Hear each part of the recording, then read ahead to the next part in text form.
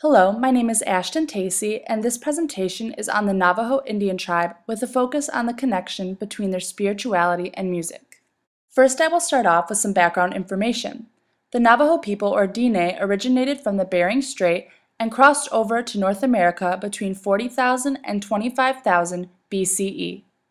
Once they had crossed over to the United States, they resided in parts of the Southwest, which included Arizona, New Mexico, Utah, and parts of Colorado.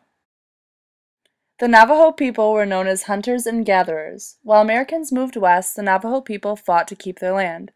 In 1846, a raid against the Navajo occurred during the Mexican-American War.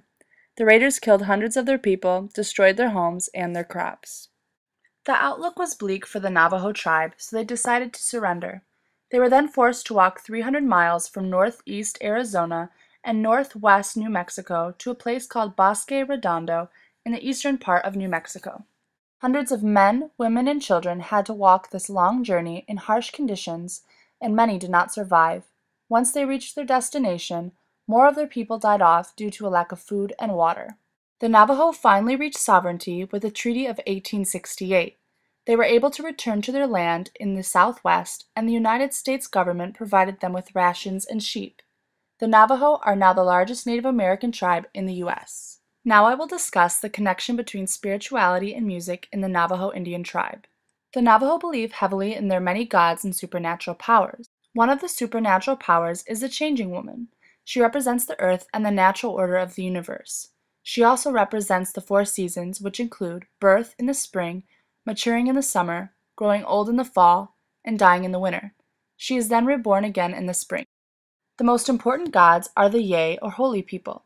The Navajo believe that all of existence is divided among the holy people and the earth surface people. The holy people are important because they created the first man and the first woman.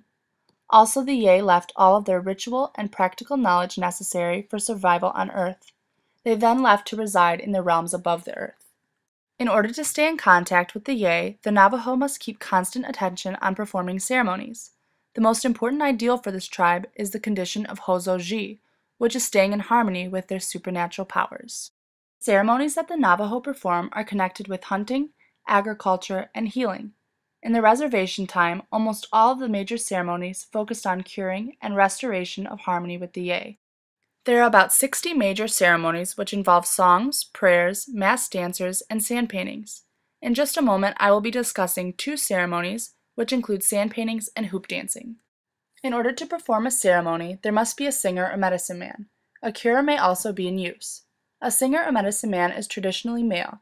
In order to become one, a man must spend years mastering the intricate parts of the ceremonial pieces. It can take 1 to 2 years for just one ceremonial song or chant. The first ceremony that I will be discussing is that of the sand paintings. Sand paintings are also called places where the gods come and go. They are used during curing ceremonies in which the Yei's help is requested. There are about 500 different types of sand paintings. The figures in the paintings are symbolic of the Navajo mythology. In order to diagnose the source of illness in a patient, a hand trembler will sprinkle sacred pollen. Her hand will tremble and pinpoint the illness. From there, the medicine man will choose a design of the painting that best fits the patient's illness and will be the best for healing. Sometimes more than one painting is created.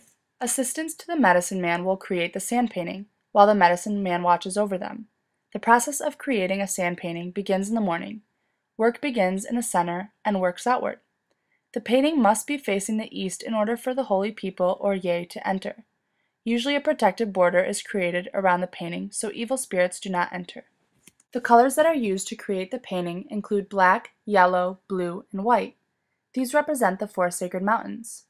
The 4 sacred mountains are the Hesperus Mountain in Colorado in the north, Mount Taylor in New Mexico in the south, the San Francisco Peaks in Arizona in the west, and Blanca Peak in Colorado in the east. Once the painting is complete, the medicine man will check for errors. If there were any errors, then the ceremony would not work. The patient will then sit in the center of the sand painting. Next, the medicine man will use herbs from his medicine bag and touch them to the body parts of the Yei depicted in the painting. He will then use the herbs again and touch the corresponding body parts of the patient. Chants are used during this type of ceremony. They can last up to 9 days.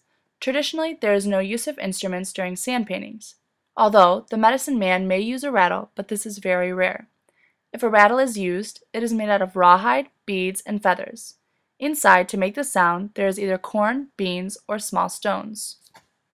Once the ceremony is complete, the sand painting must be swept up in reverse order and scattered in the 4 directions. This way it is returned back to earth. It is said that if the painting is not destroyed, then it may bring death to the transgressor. As a rule, women are not allowed to sing the chants because the Navajo believe that it may disrupt birthing processes or premenstrual cycles. Also, the pictures of sand paintings in this video are not authentic. This is a very sacred ceremony, so in order to display to the outsiders what a sand painting looks like, the Navajo created pieces for show. Since this ceremony is sacred, there are no videos or audio recordings of the sand painting processes or chants. I was able to find something similar, which is the healing song performed by the Navajo. This piece does not sound traditional in the way it is sung, but the song does not use instruments and it is for healing, just like the sand painting chants. Listening to this piece, imagine what it may be like to be a part of a sand painting ceremony. For instance, you may feel the power and emotion behind the chant. Close your eyes and take a listen.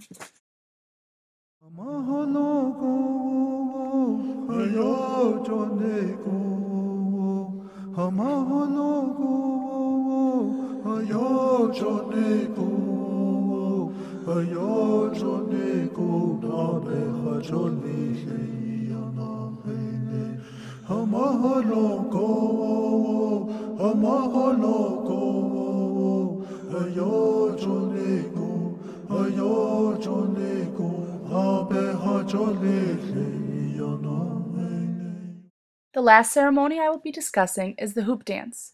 The hoop dance symbolizes the never-ending circle of life. This type of ceremony began in 1930. Hoop dances can be used during traditional healing ceremonies, but more commonly it is used as a form of storytelling. The dancer uses colorful hoops made of reeds or wood to create intricate shapes such as globes, bears, flowers, butterflies, and eagles. The dancer can use as little as 4 hoops or as many as 50. It just depends on how well he is trained. In addition, the dancer will wear colorful costumes with feathers, ribbons, and bells attached. Traditionally, only men perform this dance. One legend describes how the hoop dance came to be. According to this legend, a young boy did not show any interest in hunting or running like the other boys did. Instead, he liked to watch animals. This made his father upset, so the boy was shunned and disowned.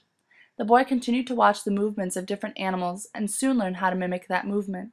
He then created the hoop dance to teach other Navajo Indians the importance of appreciating the ways of the animals. Tony Duncan of the Navajo tribe is famous for hoop dancing. In this next video clip, you will see Tony Duncan performing the hoop dance during a competition. Through particular body movements, you will see that Tony is creating certain animals and telling a story.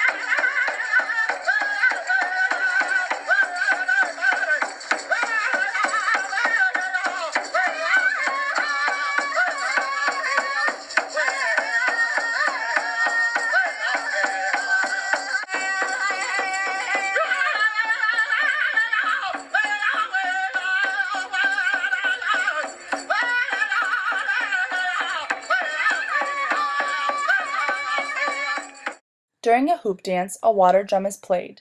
A water drum is made out of a clay pot or chamber, and the membrane is made out of rawhide. A specific amount of water is placed in the chamber in order to attain a certain pitch of sound. The water drum is played by striking the membrane with a thick piece of wood with a loop at the end. The water drum is the only drum that is used in traditional Navajo music. The dances that are performed during specific ceremonies are centered around it. There are many more ceremonies that the Navajo people perform. This part of their culture is the most important ideal that they carry, due to their relationship with supernatural powers. Each song that is performed by the Navajo is a prayer to their holy people or Yeh.